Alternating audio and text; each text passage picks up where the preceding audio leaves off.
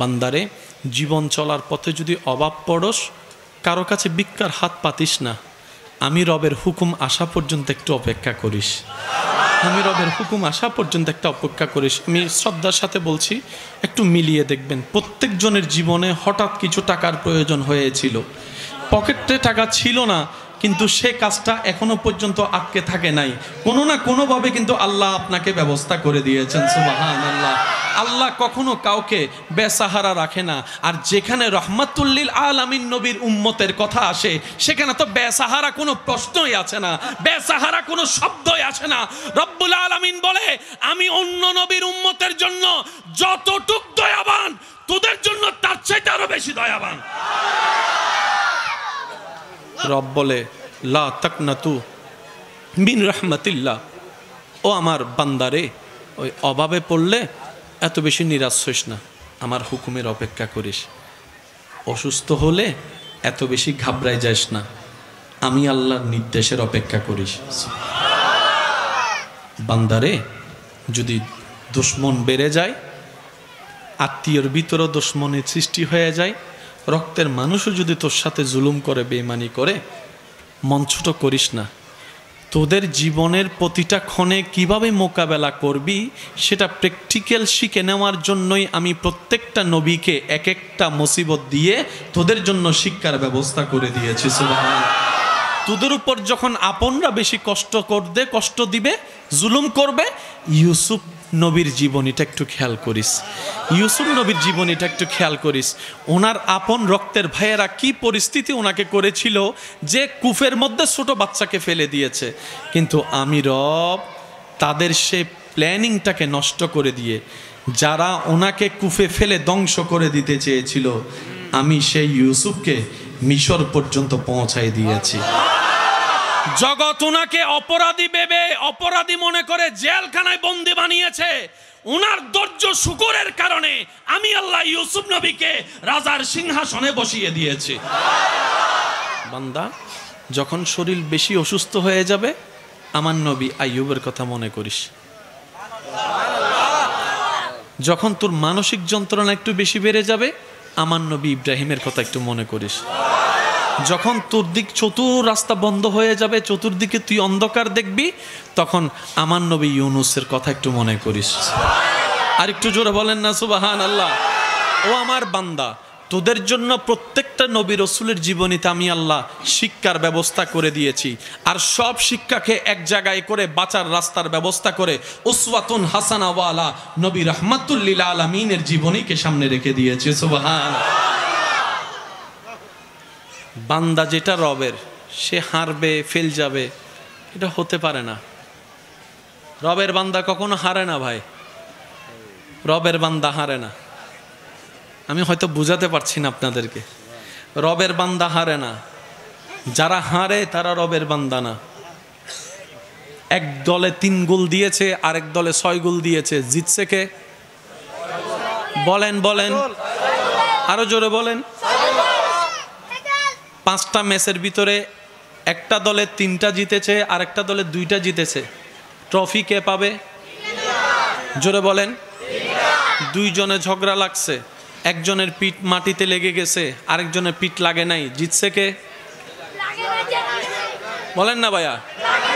যে লাগে নাই তারই জয়, যার পিঠ লাগে নাই তারই হাত উঁচা, যার পিঠ লাগে নাই তারই মাথা উঁচা, যার পিঠ লাগে নাই তার কাছেই তো ট্রফি, যার পিঠ লাগে নাই তার নামেই তো স্লোগান, যার পিঠ লাগে নাই তার নামেই তো বাবা, যার পিঠ লাগে নাই তার জন্যই তো স্বর্ণ মুদ্রা। কিন্তু কারবালার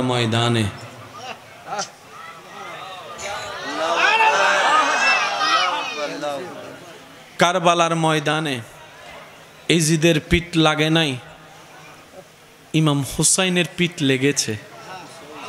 এজিদের মাথা কাটে নাই, ইমাম হুসাইনের সেরে পাক কেটেছে। কিন্তু যখন ইমাম হুসাইনের সে সেরে পাক নিয়ে আসছে, পথের মধ্যে তারা রাখবে কোথায়? জগৎকে তো দেখাইতে হবে, কারণ তারা একটা মিথ্যা প্রপাগান্ডা চালিয়েছিল তখন। সেটা কি? দেশদ্রোহীর সাথে যুদ্ধ বলে একটা প্রপাগান্ডা চালিয়েছিল। কারণ তারা জানে যদি ইমাম হুসাইনের নামটা জানা হয়ে যায়, তাদের কারো অস্তিত্ব রাখবে না, সবাই মিলে ইমাম হোসেনের পক্ষে চলে যাবে। এটা তাদের জানা ছিল, নামটা তারা ভিন্ন করে দিয়েছে। এখন জগৎকে দেখানোর জন্য কি করবে? একজন বলে যে একটা কাজ করো, যে মাথাটা কেটেছি আমরা সেটা ওই বর্ষার মধ্যে ঢুকাই দিই। বর্ষার মধ্যে যখন ঢুকাই দিব দূর থেকে মানুষ দেখবে। এবার বর্ষার মধ্যে ওনারা অপমান করার জন্য মাথাটাকে ঢুকাই দিল তীরের আগায় করতে, ওই লাঠিটা উপরে নিয়ে গেল। যারা হত্যা করেছে সবার মাথা নিচে, যাকে শহীদ করেছে ওনার মাথা সবার উপরে। সমঝা করো ইয়ার, সমঝা করো। চাইছে মাথাটা নিচু করতে, রবের মর্জি। মাথাটা এমন ভাবে তুলেছেন, জগৎ বলে পিজ্জার লাগে, তার স্লোগান হয় না, কিন্তু আপনার এলাকার প্রত্যেকটা মানুষ সাক্ষী 2024 সালেও জায়গায় জায়গায় রন্দে রন্দে ব্যানারে ব্যানারে ইমাম হুসাইনের নাম দেখা যাচ্ছে, ইমাম হুসাইনের নাম দেখা যাচ্ছে, ইমাম হুসাইনের নাম দেখা যাচ্ছে। কোরআন ডাক দিয়ে বলে ওয়া তুইজ্জু মান তাশা ওয়া তুযিল্লু মান তাশা। চিৎকার দিয়ে বলেন সুবহানাল্লাহ। আল্লাহ। মনে রাখবেন ভাইয়েরা, সব হারা হারা হয় না। মন খুলে বলা যাবে সুবহানাল্লাহ। দিলের কান খোলা আছে তো ভাইয়া? কারা শুনবেন? যারা নিজের লাভ বুঝে তারা। যারা নিজের লাভ খুঁজছেন কিংবা বুঝেন তারা শুনেন। দর্শক অনেক ধরনের হয়, প্রেমিক একজন থাকলেই যথেষ্ট। নামাজ ঘরে পড়লে হয় না, ব্যবসায় পড়লে হয় না। তারপর আলেম ওলামা আপনাদেরকে আমাদেরকে সবসময় বলে মসজিদে পড়ার সর্বোচ্চ চেষ্টা করিয়েন। কেন? বলে যে জামাত সব বেশি। শুধু এতটুকু নয়, মসজিদে পড়া জামাত আদায়কারী এতজন নামাজির ভিতরে যদি কারো একটা সিজদা রবের কাছে পছন্দ হয়ে যায়, ওই সিজদার উসিলে আল্লাহ সবার সিজদা কবুল করে নেয়। কবুল হওয়ার পার্সেন্টেজ বেশি হয়ে যায়। কোথায় তো আছে আশেক বান্দার, সাধারণ বান্দার কথাটা তো মনে আছে না? আজকে থেকে অন্তত আমরা যেন আশেক বান্দা হতে পারি। আল্লাহ কবুল করুক। আর একটু জোরে বলি, আমরা যেন প্রেমিক হতে পারি। বান্দা হিসাবে রবের প্রেমে দেওয়ানা, উম্মত হিসাবে নবী রাহমাতুল লিল আলামিনের প্রেমে দেওয়ানা। একবার বলি আমিন। শব্দগুলো একটু মনে রাখবেন, আবদার করে বলে যাই। সব হারা হারা হয় না। আপনার যে হারাতে রব খুশি হয়ে যাবে, আপনার যে হারাতে রব খুশি হয়ে যাবে, ওই হারার হারা থাকবে না। এটা হাজারটা জয়ের চাইতে বড় জিতা হয়ে যায়। মনে রাখবেন, রবের সন্তুষ্টির জন্য যা ছেড়ে দেওয়া হয়, রবের সন্তুষ্টির জন্য যা বাদ দেওয়া হয়, রবের সন্তুষ্টির জন্য যা থেকে দূরে থাকা হয়, রবের সন্তুষ্টির জন্য যা আপনি বাদ দিবেন, তার চাইতে হাজার গুণ কল্যাণকর নিয়ামত রব্বুল আলামিন আপনাকে দিবেনই দিবেন সময় সাপেক্ষে। রবের জন্য দেওয়া কখনো লস হয়? একবার দরুদ পড়েন আল্লাহুম্মা। বেশি গলা টানতেছে।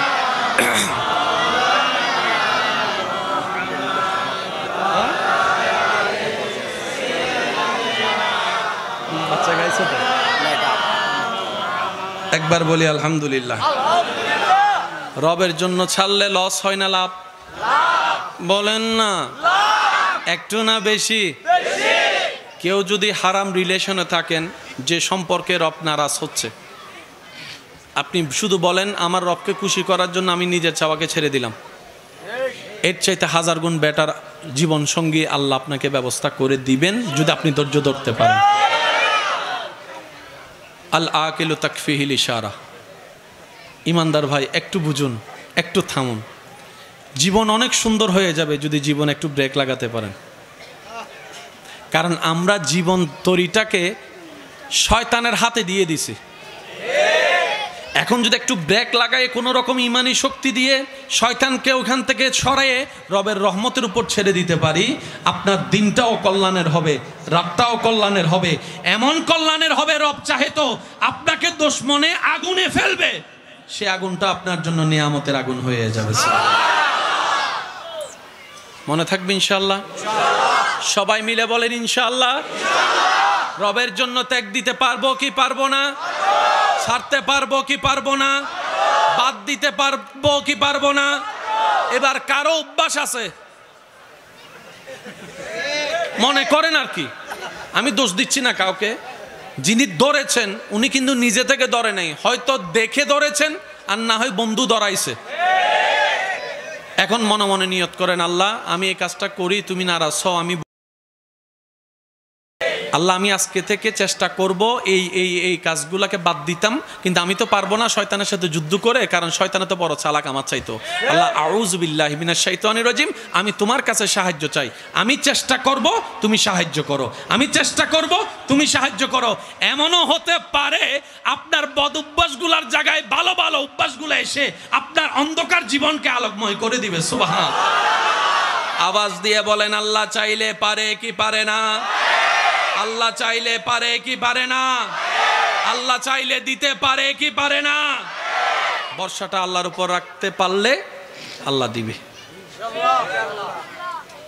যাই বিপদ আসুক জীবনে, বর্ষা হারা হওয়া যাবে হবু কবু ক্যাঙ্গুজুম ক্যাঙ্গুজুম, ও বাজির ও বাজির গিয়ে গিয়ে ও বাজি বাজি, কাজ বলেন না, কাজ। জীবনে যখনই মুসিবত আসবে, বিপদ আসবে, প্রথম একটা কাজ করবেন, দাঁড়ানো থাকলে বসে যাবেন। এই পয়েন্টটা নোট করবেন এবং মনে রাখবেন, যাই বিপদ আসুক যাই হোক, মেজাজ গরম হচ্ছে, রাগ লাগছে, প্রেশার বেড়ে যাচ্ছে, দুশ্চিন্তা বেশি, দাঁড়ায় আছেন বসে যাবেন, বসে আছেন এমন অবস্থায় এই জিনিসটা হচ্ছে, শুয়ে যাবেন, চোখটা বন্ধ করবেন, শুধু রবের রহমতের দরবারের দিকে তাকাই থাকবেন। আর মন, অস্থির মনকে বারবার শোনাবেন আমার আল্লাহ আছে, আমার আল্লাহ যা করবে তাই হবে, আমার আল্লাহ খুশি হয়ে দিলেও আলহামদুলিল্লাহ, আমার আল্লাহ খুশি হয়ে না দিলেও আলহামদুলিল্লাহ। আমি আমার আল্লাহকে খুশি করার চেষ্টা করব, আমার কোনো চাওয়া নাই পাওয়া নাই শক্তি নাই, কারণ সব কিছু তো রবের হুকুমেই হবে। আল্লাহ আমি তোমার উপর ভরসা করলাম, বাকিটা তোমার উপর ছেড়ে দিলাম। দেখবেন সাথে সাথে আপনার সব টেনশন অর্ধেক কমে গেছে। তাহলে আপনার রাগ ওঠারও সম্ভাবনা, প্রেশার বাড়ারও সম্ভাবনা, প্রেশার লো হয়ে যাওয়ারও সম্ভাবনা, চিন্তায় গালে হাত দেওয়ারও সম্ভাবনা, আপনি স্থির হয়ে যাবেন। এবার রব্বুল আলামিন যখন আপনি এরকম করবেন, দেখনেওয়ালা তো দেখতেছে, দেখনেওয়ালা তো দেখতেছে। এবার রব ডাক দিয়ে বলবে, ফেরেশতা এই আমার বান্দার কি হইছে রে, সে এইভাবে মন খারাপ করে আমাকে ডাকতেছে কেন, আমার বান্দার কি হয়েছে? ফেরেশতা রিপোর্ট দিবে, আল্লাহ ওর তো এই অবস্থা, ব্যবসার মধ্যে হঠাৎ করে ধস নেমে গেছে, সম্পর্কের মধ্যে এরকম ফাটল সৃষ্টি হয়ে গেছে, স্বামী স্ত্রীর সম্পর্কের মধ্যে ঝগড়া লাগাই দিছে শয়তানে, এরকম এরকম ডিভোর্স হয়ে যাচ্ছে। কিন্তু তোমার বান্দাটা দেখো, অন্যদের মতো অস্থির হয়ে পাগলামি গালাগালি করে নাই, অন্যদের মতো অস্থির হয়ে কাঁচের জিনিস, হাতের জিনিস ভেঙে ফেলে নাই, অন্যের উপর মতো অস্থির হয়ে অন্যদের মতো কাউকে গালাগালি মারামারি করে নাই, সে তোমার দিকে তাকায় আছে, তোমার হুকুমের অপেক্ষা করছে। রব্বুল আলামিন হয়তো বলবে, আমার বান্দাকে আমি রব স্পেশাল রহমত দিয়ে দিলাম, তার সমস্যা সমাধানের ব্যবস্থা করো, আর তার ধৈর্যের জন্য গুনাহ মাফের ব্যবস্থা করো, জান্নাতের রাস্তা সহজ করে দাও। ইন্নাল্লাহা মা'আস সাবিরিন, আয়াতটা এমনি দেওয়া হয় নাই, একটা আয়াতের ভিতরে হাজারটা প্রশ্নের উত্তর আল্লাহ এমনি দিয়ে দিয়েছে। ছাড়তে হবে কার খুশির জন্য? আল হুব্বু ফিল্লাহ ওয়াল বুগযু ফিল্লাহ। দেখবেন আপনার অন্ধকার জীবনও বাতি জ্বলবে। একটা অনুরোধ করব, রাখবেন ইনশাল্লাহ? সবার তো আর মা নাই, সবার বাবাও নাই, কারো মা আছে কারো বাবা নাই, কারো বাবা আছে কারো মা নাই। আবার অনেকে আছেন যাদের মাও নাই বাবাও নাই, অনেক দিন হয়েছেন মা বাবাকে দেখতে পান নাই, আছে না? থাকতে হয়তো সেবা করার তেমন সুযোগ পাই না, কিন্তু হারানোর পরে মনটা কাঁদে। যখন মা তুমি ছিলা, পকেটে টাকা ছিল না, আমের সিজনে আম কিনে খাওয়াইতে পারি নাই তোমাকে। আজকে মা পকেটে টাকা অনেক আছে বাবা, কিন্তু আজকে তুমি নাই, তুমি নাই, তুমি নাই। এরকম হাজার আফসোস করনেওয়ালা মা সন্তান, বাবার সন্তান এখানে আছে। মা বাবাকে যদি দেখতে মন চায়, আমি অনুরোধ করে বলি, ইচ্ছা করলে নিবেন। আপনারা যত ভাই বোন আছেন সবাই এক জায়গায় বসবেন, 5 মিনিটের জন্য হলো সব ভাই বোন এক জায়গায় বসবেন। মাও কবরে, বাবাও কবরে। আপনারা যখন সব ভাই বোন এক জায়গায় বসবেন, আপনি একটু ঠান্ডা মাথায় খেয়াল করলে দেখবেন কারো চোখে মায়ের চোখ বেশি উঠছে, কারণ নাকটা মায়ের নাকের সন্ধান দিচ্ছে, কারো হাসিটা মায়ের হাসির অনুরূপ হয়েছে, কারো বলাটা বাবার আওয়াজটাকে মনে করাই দিচ্ছে, কারো হাত লাড়াটা বাবার সে শাসনটাকে মনে করাই দিচ্ছে। আপনারা সব ভাই বোন এক জায়গায় হবেন, দেখবেন আপনার নিজের মন বলবে, সব ভাই বোন এক জায়গায় হওয়ার কারণে মনে হচ্ছে আমার মা বাবাও এখানে আছে। আল্লাহ আমাদের সবাইকে কবুল করুক। 5 ওয়াক্ত নামাজের সাথে বন্ধুত্ব রাখার চেষ্টা করব বলি ইনশাআল্লাহ। বড়দেরকে সম্মান, ছোটদেরকে স্নেহ করার চেষ্টা করব ইনশাআল্লাহ।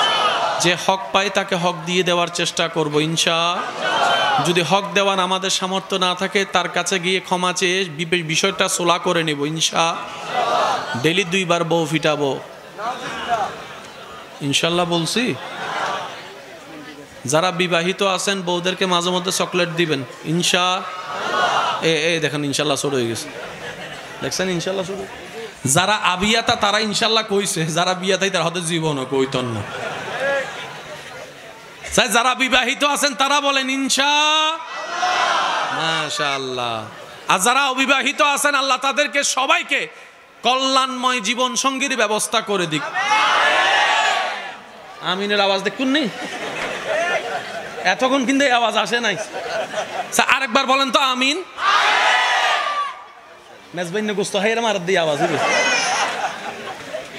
বিবাহিতদেরকে বন্ধুর মতো জীবন যাপন করার তৌফিক দান করুক। যারা স্বামীরা আছেন, স্ত্রীরা আছেন, আমার আবদার করে কথা বলে যাচ্ছিস, নেওয়ার চেষ্টা করবেন। এক ছাদের নিচে থাকলে অনেক কিছু হয়, হচ্ছে, হবে। সুখের আশায় যেখানে যাওয়ার চিন্তা করতেছেন সেখানেও যে একদম সুখের ফ্যাক্টরি আছে বিষয়টা তা নয়। সুখী যদি হতে চান গাছতলাও হতে পারবেন, যদি সুখ না থাকে রাজপ্রাসাদও সুখ। তাহলে আপনিও জানেন আমিও জানি সুখ আসে কার পক্ষ থেকে। তাহলে একটা কাজ করেন, স্বামীরও ভুল আছে না নাই, বউয়েরও ভুল আছে না নাই, হাঁটতে বসতে চলতে চাইতে আমাদের সবারই তো ভুল আছে। আল্লাহর কাছে তওবা করে ফেলেন দোনোজনে, আল্লাহ আমরা পারতেছি না চালাইতে, এবার তুমি চালাও। আমি স্বামী হয়ে স্যালেন্ডার করলাম, উনি বলবে যে আমি বউ হয়ে স্যালেন্ডার করলাম, তোমার রহমতের ভিক্ষা চাচ্ছি। আল্লাহ আমরা আলাদা হয়ে গেলে বাচ্চাগুলো আলাদা হয়ে যাবে, জীবন নষ্ট হয়ে যাবে। আল্লাহ তোমার ইচ্ছার উপর ছেড়ে দিলাম। দেখবেন আপনারা দুইজন তওবা করে রবের কাছে সাহায্য চাইতে থাকবেন, আপনাদের বাঙ্গা ঘরটাকে আলোকময় শান্তির ঘর রব্বুল আলামিন নিজেই ব্যবস্থা করে দিবেন। রব যখন শান্তি দিতে চায়, ফেরাউনের ঘরে আসিয়া, একটু জোরে বলেন না রে ভাই, রব যখন শান্তি দিতে চায় মিস্টার ফেরাউনের ঘরে উনার প্রেমিক বান্দি আসিয়াকেও শান্তির ব্যবস্থা করে দেন। আর রব যদি শান্তি দিতে না চায়, নমরুদের মতো রাজপ্রাসাদের মধ্যে থেকেও জোতার বাড়ি। বুঝতে পারছি কথা? আমাদের মেন কানেকশনটা লাগবে কার সাথে? আল্লাহর সাথে লাগবো কিভাবে? আল্লাহ সেই জন্য আমাদের কাজটা সহজ করার জন্য আল্লাহ নিজের পক্ষ থেকে মনোনীত যাকে পাঠিয়েছেন তিনিই হচ্ছে নবী রাহমাতুল লিল। রব বলে যে কানেকশন যদি আমার সাথে লাগাতে চাও, আগে তোমার কানেকশনটা নবীর সাথে লাগাও, ওই নবী সময় সুযোগ বুঝে তোমার কানেকশনটা আমি রবের রহমতের সাথে লাগাই দিবে। এই কানেকশনটা লাগানোর জন্য নামাজের দরকার, বড়দেরকে সম্মানের দরকার, ছোটদেরকে স্নেহ করার দরকার, অযথা কথা বলা থেকে মুখকে হেফাজত করার দরকার। চলার পথে হাঁটার পথে চোখ তো অনেক দিকে যাবে, যাওয়ার পরও চোখকে কন্ট্রোল করে কন্ট্রোল রাখার দরকার, মেজাজকে কন্ট্রোল করার দরকার, হাতকে কন্ট্রোল করার দরকার, মানুষের পকেটে হাত ঢুকাইয়ে মোবাইল নিয়ে নেওয়ার দরকার। এখানে অনেকে কথা যখন উঠছে একটু পকেট চেক করেন, আসেনি নাই একটু দেখে লন, নাইলে আবার অনেকে হ্যাঁ চেক করি বলো তাড়াতাড়ি করো। আল্লাহ আমাদের সবাইকে কবুল করুক, বলি আমিন। আগামী বছরে এই মাহফিল এর চাইতে আরো সুন্দরভাবে করার আল্লাহ তৌফিক দান করুক।